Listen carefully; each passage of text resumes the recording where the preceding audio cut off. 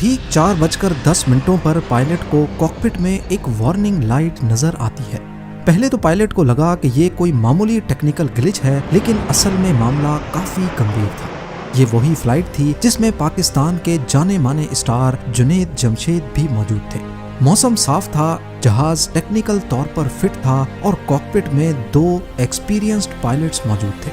सब कुछ नॉर्मल था, लेकिन ठीक 4:12 पे कुछ ऐसा हुआ जो ATR जहाज़ों की हिस्ट्री में पहले कभी नहीं देखा गया। PK-661 के कॉकपिट में आखिरी 15 मिनटों में क्या कुछ होता है। ज़ेम टीवी की वीडियोस में एक बार फिर से खुशामदीद। नाजरीन, 7 दिसंबर 2016 पाकिस्तान के नॉर्दर्न इलाकों में सर्दी पूरी शिद्दत के साथ दस्तक दे चुकी थी। चित्राल, जो अपने खूबसूरत और ऊंचे पहाड़ों की वजह से जाना जाता है, उस दिन एक आम सी दोपहर का मंजर पेश कर रहा था। लेकिन किसको मालूम था कि ये सर्दी भरी दोपहर पाकिस्तान की एविएशन हिस्ट्री को हमेशा हमेशा के लिए बदलने जा रही है। आपको बताता चलूं कि चित्राल पाकिस्तान का वो रिमोट एरिया है जहां तक जाने के लिए 1970s तक कोई रोड नेटवर्क ही नहीं था। लोग पाकिस्तान के दूसरे हिस्सों तक पहुंचने के लिए पहले अफगानिस्तान जाते और फिर वहां से पाकिस्तान में एंटर होते। चित्राल को पाकिस्तान से कनेक्ट करने वाला पहला रोड, जिसे लोआरी पास कहते हैं, 1970s में बना तो सही, लेकिन ये सिर्फ सीजनल रूट था, यानी सिर्फ गर्मियों के मौसम में इस पास को इस्तेमाल किया जा सकता था। दूसरा और सबसे रिलायबल ऑप्शन था चित्राल एयरपोर्ट से फ्लाइट लेकर सीधा इस्लामाबाद पहुंचना। 2000 में लोआरी टनल, जो पाकिस्तान का सबसे लंबा टनल है, उसकी कंस्ट्रक्शन के बाद यहाँ तक रसाई आसान तो हुई, लेकिन 12 से 14 घंटों के सफर को बाईपास करने के लिए कई लोग फिर भी बाय एयर जाना ही पसंद करते। 7 दिसंबर 2016 को चित्राल एयरपोर्ट के रनवे पर PIA का एक ATR 42-500 जहाज APBHO टेल नंबर के साथ टेक ऑफ के लिए बिल्कुल तैयार खड़ा था। इस जहाज को PK-661 फ्लाइट नंबर के साथ चित्राल से इस्लामाबाद तक जाना था। जैसा कि आप देख सकते हैं, ये एक छोटा ट्विन इंजन जहाज है जिसमें उस वक्त टोटल 47 लोग सवार थे। पैसेंजर्स की लिस्ट में एक शख्स ऐसा था जिस पर पूरे मुल्क की नजरें रहती थी, जुनैद जमशेद। वो शख्स जो कभी पाकिस्तान का पॉप आइकन था और फिर सब कुछ छोड़ छाड़ कर तबलीग की राह पर निकल पड़ा। वो अपनी बीवी के साथ चित्राल के एक तबलीगी दौरे पर थे और आज वापसी के लिए इस बदकिस्मत जहाज में सवार हुए। जुनैद जमशेद के अलावा पैसेंजर्स की लिस्ट में और भी कई नामी ग्रामी शख्सियत मौजूद थीं, जिसमें चित्राल के डिप्टी कमिश्नर उसामा वड़ाइच का नाम भी शामिल था। कॉकपिट में कैप्टन सोले जंजुआ समेत 2 पायलट्स मजीद मौजूद थे। कैप्टन सोले जंजुआ कोई आम पायलट नहीं थे। उनके पास 12,000 घंटों से ज्यादा का फ्लाइंग एक्सपीरियंस था और वो इसी ATR जहाज के इंस्ट्रक्टर भी थे, यानी उन्हें इस जहाज के पुर्जे की अच्छी तरह पहचान थी। दोपहर 3:38 PM पर फर्स्ट ऑफिसर ने थ्रस्ट लिवर ऊपर किया और टेक ऑफ की पोजीशन बना ली। अगले ही minute flight PK-661 Chitral airport के रनवे 20 से बाहिफाजत टेक ऑफ कर गई। शुरुआत का आधा घंटा बिल्कुल पुरसुकून गुजरा। जहाज फ्लाइट लेवल 135 यानी 13,500 फीट की ऊंचाई पर क्रूज करता वैलीज के बीच में से उड़ता हुआ इस्लामाबाद की तरफ रवां दवां था।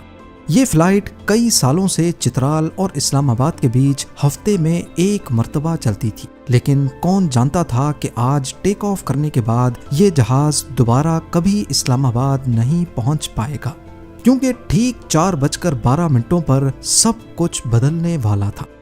दोपहर के 4:10 पर PK-661 को उड़ान भरे तकरीबन 32 मिनट गुजर चुके थे। जहाज इस वक्त 13,375 फीट की बुलंदी पर था और इस्लामाबाद की तरफ बढ़ रहा था। कैप्टन सोले जंजुआ ने सीट बेल्ट का साइन ऑफ किया और पैसेंजर्स के लिए एक आम सी अनाउंसमेंट शुरू कर दी। यहाँ तक जो कुछ भी हुआ वो बिल्कुल नॉर्मल था, लेकिन अभी कैप्टन अनाउंसमेंट करने में मसरूफ ही थे कि कॉकपिट में एक वार्निंग लाइट ने फर्स्ट ऑफिसर की अटेंशन हासिल कर ली। अनाउंसमेंट के दौरान ही उन्होंने कैप्टन को रोका और वार्निंग लाइट के बारे में आगाह किया। ये PEC-1 की वार्निंग लाइट थी, जिसे प्रोपेलर इलेक्ट्रॉनिक कंट्रोल कहते हैं। ये सिस्टम जहाज के प्रोपेलर की स्पीड और इंजन की पावर को बैलेंस करता है। कैप्टन जंजुआ ने फौरन चेकलिस्ट मंगवाई और क्रू को इंस्ट्रक्शंस दी कि इंजन को रीसेट किया जाए। पहले तो उन्हें लगा कि शायद ये सिर्फ एक इलेक्ट्रॉनिक ग्लिच है जो अक्सर पुराने जहाजों में आता रहता है, लेकिन कहानी इतनी सिंपल नहीं थी। रीसेट करने के बावजूद एरर खत्म नहीं हुआ। उल्टा कॉकपिट में अब एक अजीब और खौफनाक आवाज सुनाई देने लगी। ब्लैक बॉक्स की रिकॉर्डिंग के मुताबिक लेफ्ट इंजन की ताकत अचानक 75% से 0% तक गिर गई। इसका सीधा साधा मतलब ये था कि इंजन ने काम करना छोड़ दिया है। नॉर्मल हालात में अगर इंजन फेल हो जाए तो पायलट उसके प्रोपेलर को फेदर कर देते हैं, यानी प्रोपेलर ब्लेड्स को हवा के रुख के मुताबिक सीधा कर देते हैं ताकि वो ड्रैग पैदा ना करे और दूसरे इंजन पर जहाज को उड़ाया जा सके। लेकिन PK661 के साथ कुछ अजीब हो रहा था। जैसे ही लेफ्ट प्रॉप को फेदर करने की कोशिश की, बजाय इसके कि वो ड्रैग कम करता, वो सामने से आने वाली हवा के बायस अपनी नॉर्मल स्पीड से 120% ज्यादा तेजी से घूमने लगा। यही वो वक्त था जब लेफ्ट साइड पर शदीद ड्रैग पैदा होने लगा। कैप्टन ने 2 बार प्रोपेलर को फेदर करने की कोशिश की, लेकिन दोनों बार नाकाम ही रहे। अब ये बेकाबू प्रोपेलर जहाज के लिए इंजन नहीं बल्कि एक पहाड़ बन चुका था जो हवा को रोक रहा था। एविएशन की जबान में इसे मैसिव ड्रैग कहा जाता है। यहाँ आपको बताता चलूं कि जहाज को टर्न करने के लिए विंग्स पर एलरॉन्स लगे होते हैं। जिस साइड का एलरॉन नीचे होता है वो सामने से आने वाली हवा को रोकता है, जिससे ड्रैग पैदा होता है और जहाज उसी तरफ टर्न कर जाता है। यानी वो ड्रैग ही है जो जहाज को टर्न करवाता है, लेकिन ये एक कंट्रोल्ड ड्रैग होता है जिसे कम या ज्यादा करके टर्न को कंट्रोल किया जा सकता है। अब फ्लाइट 661 के लेफ्ट प्रोपेलर की फेदरिंग तो ना हो सकी, उल्टा उसने खतरनाक ड्रैग पैदा कर दिया जिससे जहाज लेफ्ट तरफ को मुड़ने लग गया। पर यह टर्न कोई ऐसा टर्न नहीं था जिसे पायलट कंट्रोल कर सके। कैप्टन जंजुआ ने इस लेफ्ट टर्न को काउंटर करने के लिए राइट एलेरॉन को पूरा एंगेज कर दिया, यानी स्टीयरिंग योक को पूरा राइट साइड पर मोड़ दिया। लेकिन उनकी ये कोशिश भी किसी काम नहीं आई, क्योंकि लेफ्ट साइड का ड्रैग अभी भी ज्यादा था जो जहाज को लगातार लेफ्ट तरफ मुड़ने पर मजबूर कर रहा था।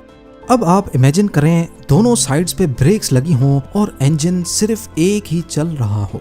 इसके चलते जहाज की एयर स्पीड तेजी से कम होने लगी और वो जल्द ही अपनी स्टॉल स्पीड के करीब पहुंच गया। स्टॉल स्पीड उस कम से कम स्पीड को कहते हैं जिस पर जहाज सीधा रह सकता है। इस स्पीड से अगर थोड़ी भी स्पीड कम हुई तो विंग्स लिफ्ट प्रोड्यूस नहीं कर सकते और ना चाहते हुए भी जहाज नोज डाइव करने लगता है। कैप्टन जंजुआ ने स्टॉल स्पीड पर पहुंचने के डर से राइट इंजन को फुल पावर पे रख दिया। इससे जहाज की स्पीड थोड़ी बढ़ी तो सही, लेकिन लेफ्ट टर्न वाला मसला फिर भी हल नहीं हुआ। इसके बाद अचानक कुछ ऐसा हुआ जिसने पायलट्स को हैरान कर दिया।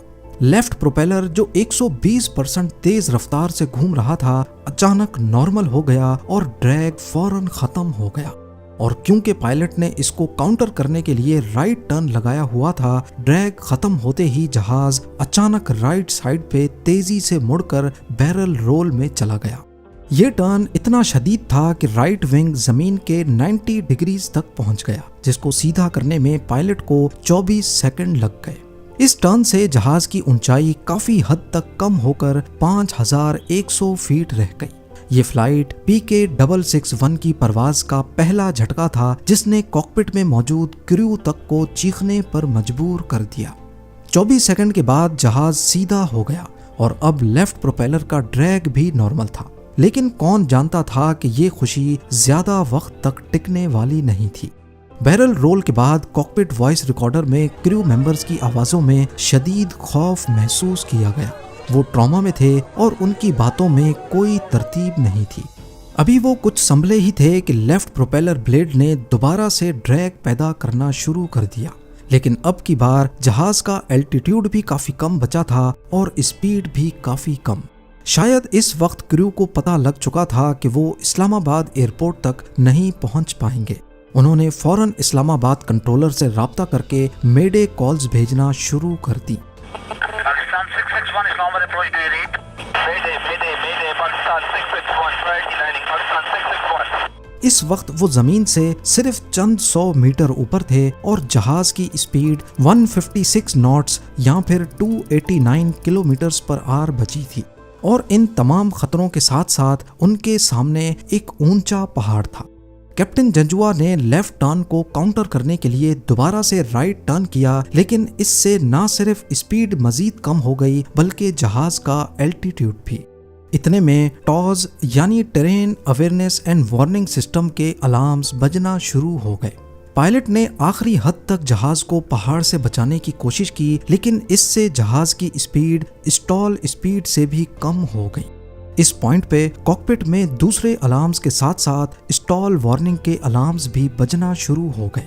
ये एक ऐसी कंडीशन होती है जिसमें पायलट के हाथ में कंट्रोल होते हुए भी काम नहीं करते, क्योंकि विंग्स लिफ्ट प्रोड्यूस नहीं करते और पायलट के तमाम इनपुट्स बेकार हो जाते हैं।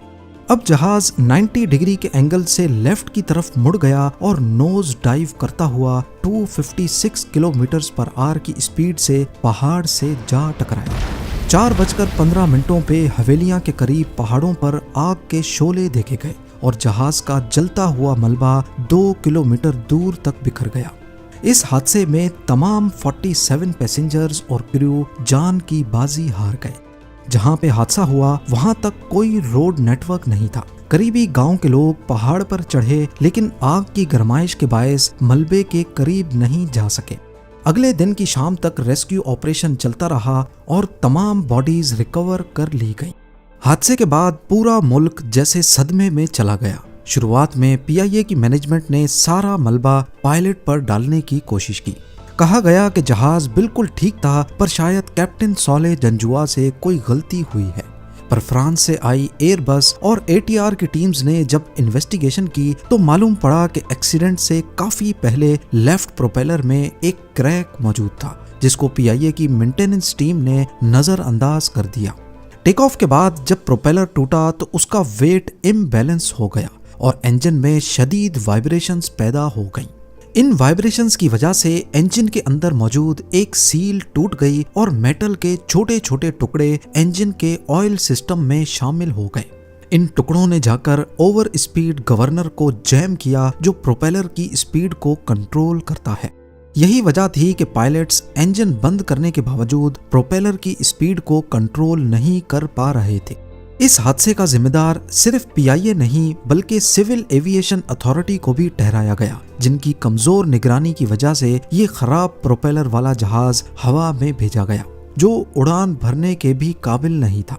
इस खौफनाक हादसे के बाद गवर्नमेंट ने फौरन पीआईए के तमाम एटीआर जहाजों को ग्राउंड कर दिया।